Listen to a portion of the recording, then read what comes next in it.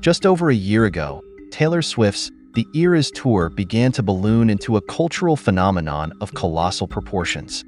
No longer confined to the entertainment sections, it began to invade the economic, political, and social pages of media outlets around the world. Over the past year, the narrative has largely focused on the astonishing fan frenzy and the miraculous post-pandemic rebound of the concert economy.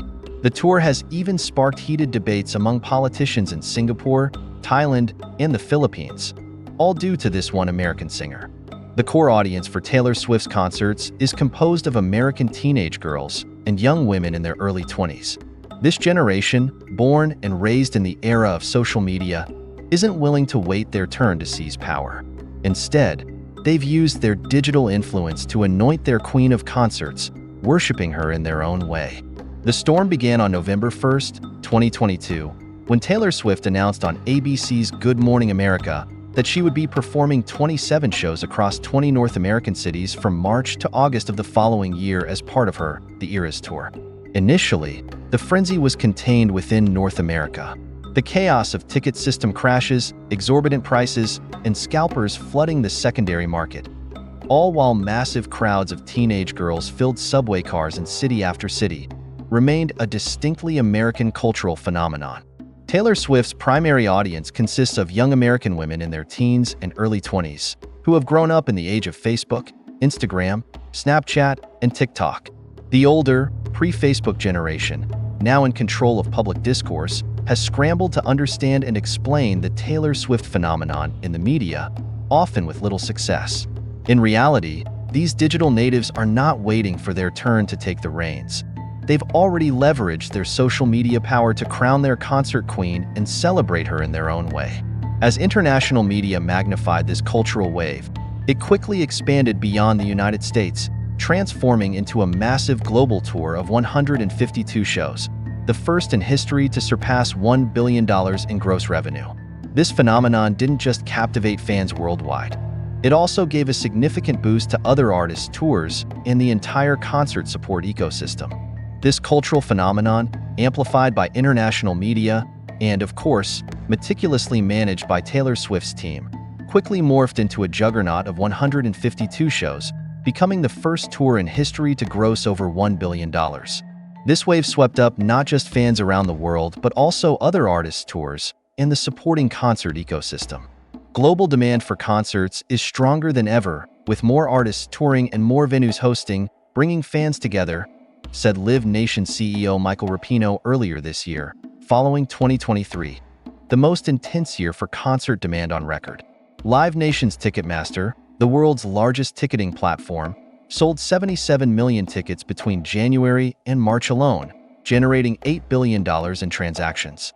However, warning signs have emerged in the global concert market. American artist Jennifer Lopez abruptly canceled her entire 2024 world tour, citing a desire to spend more time with family. Meanwhile, American rock band The Black Keys, despite their new album topping the charts, downgraded their scheduled tour venues to smaller locations. Perhaps most concerning, the Coachella Music Festival, one of the largest in the world, took weeks to sell out its prime-time slots this year, a stark contrast to its usual sellout pace within an hour. These cases don't necessarily indicate that the concert boom has peaked. Poor ticket sales can occur when expensive mega concerts like Taylor Swift's drain consumers' wallets, leaving little for other performances. A prime example is the cancellation of Melbourne's well-known Groove In the Moo Music Festival due to poor ticket sales, which coincided with Taylor Swift's shows in the city. The high ticket prices of mega concerts like Taylor Swift's have depleted young people's wallets, while older audiences have yet to return to pre-pandemic levels of enthusiasm for attending events. Much like the still struggling movie box office, attendance at smaller music venues has not fully recovered. A few months ago, the UK's grassroots music venue organisation, Music Venue Trust, released a report that sent shockwaves through the industry. It stated that the past year was the most challenging in the industry's history. Among the 835 grassroots music venues surveyed in the UK, over a third of club-sized venues were operating at a loss. Even more alarming, an average of 2 venues disappeared from the map every week. If this trend continues, venues of this size could face extinction within a few years. Venues like Macau's Olympic Sports Center and Taipei's Taipei Arena face similar challenges. As urbanization accelerates around these venues, noise complaints from nearby residents make it increasingly difficult to host concerts, leading to frequent disruptions.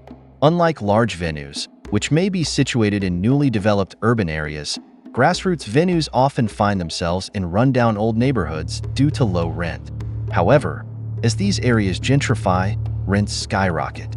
Music venues, already grappling with post-pandemic inflation, face relentless rent hikes from landlords, leaving them with few options. Even small venues not threatened by inflation and rising rent face challenges due to shifting live music consumption trends. The high ticket prices of mega concerts like Taylor Swift's have drained young people's wallets, while older audiences have yet to regain their pre-pandemic appetite for live events. Much like the struggling movie box office, attendance at smaller music venues has not fully bounced back. Organizations like Music Venue Trust and others in the music industry have made one primary wish. They hope the UK will follow France's example by taxing tickets for stadium-sized concerts and dedicating the revenue to supporting grassroots music venues and artists, preserving the ecosystem of the industry. Australia's music community has also begun advocating for similar measures. Meanwhile, the Association of Artist Managers in Australia has proposed an even more radical policy. They suggest legislation requiring foreign artists to collaborate with local artists when performing in Australia. This would ensure that these foreign behemoths, who arrive with planeloads of talent and equipment for brief stops in Australia, contribute to nurturing local talent and give back to the community before being allowed to perform.